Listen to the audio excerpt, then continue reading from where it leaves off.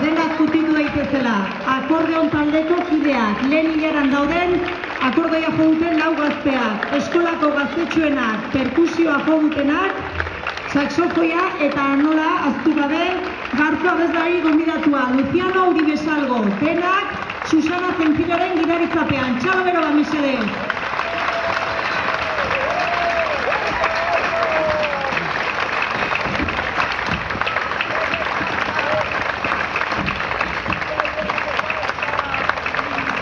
Eta noski gaur soinu-teknikari izan diren Aritz, Oskar eta Andoniri. Mila esker guztioi, uda ona pasa eta hurrengo ikasturte arte.